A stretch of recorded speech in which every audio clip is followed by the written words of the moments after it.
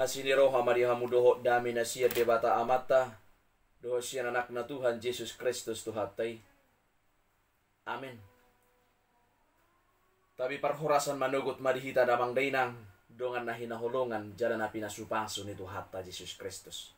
Mari kita menerima bekal rohani kita di pagi hari yang indah ini. Yaitu firman Tuhan. Yang tertulis dalam 2 Samuel 22 ayat 29. Demikian kebenaran firman. Karena engkaulah pelitaku ya Tuhan, dan Tuhan menyinari kegelapanku. Karena engkaulah pelitaku ya Tuhan, dan Tuhan menyinari kegelapanku. Demikian firman Tuhan. Saudaraku yang kekasih dan yang diberkati oleh Tuhan kita Yesus Kristus. Dalam perjalanan kehidupan Daud, banyak hal yang telah terjadi dan yang dilaluinya. Ada suka, ada pun duka. Daud menuangkan dalam sebuah syair lagu dan nas firman Tuhan buat kita saat ini. Adalah bagian dari nyanyian itu. Kita bisa belajar dari pengalaman kehidupan Daud tentang bagaimana dia menjalani kehidupan bersama dengan kuasa Tuhan.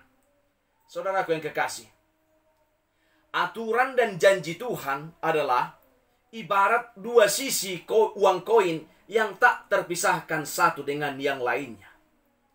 Itulah yang hendak disampaikan Tuhan pada kita saat ini. Sehingga Daud tidaklah hendak memperlihatkan ataupun ingin meninggikan kesalehannya seperti orang Farisi. Tetap mengikut jalan Tuhan. Segala hukumnya aku perhatikan. Aku berlaku tidak bercela, menjaga diri dari kesalahan. Tetapi maksud dari Daud adalah segala perbuatannya yang mengikuti aturan Tuhan tidak akan pernah sia-sia. Sebagaimana dikatakan pada ayat 25. Karena itu Tuhan membalas kepadaku sesuai dengan kebenaranku, sesuai dengan kesucianku di depan matanya. Setiap perbuatan akan mendapatkan konsekuensi. Akan selalu ada dua buah dari setiap perbuatan. Tergantung yang diperbuatnya itu salah atau benar. Ada hukuman dan ada pula janji berkat Tuhan. Hal ini tidak akan pernah berlalu dari kehidupan manusia.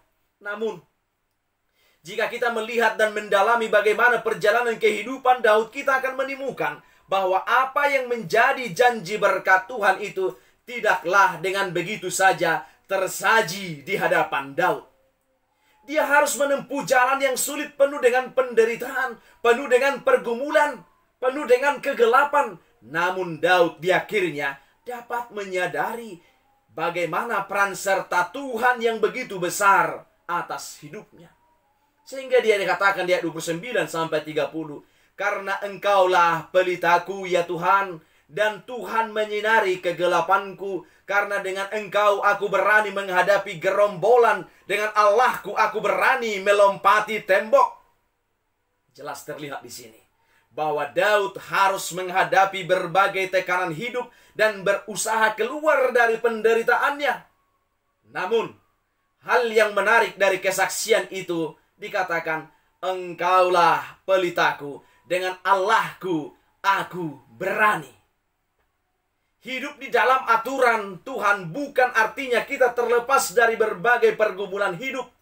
Tetapi karena kita menjalaninya bersama Tuhan, semua pergumulan itu dapat kita lalui. Daud memberikan kesaksian pada kita tentang karakter Tuhan dengan teguh memegang janjinya. Apa yang menjadi janjinya pasti akan dipenuhi. Dalam ayat 31. Ditekankan bahwa sabda Tuhan itu murni.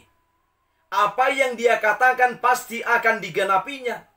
Ibarat emas yang murni ataupun anggur yang murni tanpa ada setetes pun kotoran atau campuran lain masuk di dalamnya. Apa yang menjadi hak seseorang yang hidup dalam aturan Tuhan pasti akan diberikan oleh Tuhan tanpa ada sedikit pun yang kurang. Saudara yang kekasih, itulah sebabnya dikatakan bahwa jalannya sempurna. Tuhan bukan memberikan kepada kita janji-janji yang kosong maupun memberi sedikit dari janjinya.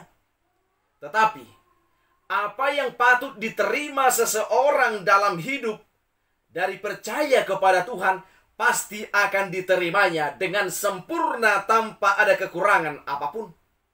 Bahkan di dalam Efesus 3 ayat 20 dikatakan, dia dapat melakukan jauh lebih banyak daripada yang kita doakan ataupun yang kita pikirkan. Maka setiap apapun sikap dan tindakan yang akan kita lakukan dalam kehidupan ini akan menuai buahnya masing-masing. Apakah buah itu busuk atau manis tergantung pilihan kita. Tapi ingatlah, penyertaannya akan selalu ada bagi kita yang percaya dan yang setia bagi Dia. Amin, kita berdoa. Bapa kami yang di sorga, dikuduskanlah namamu.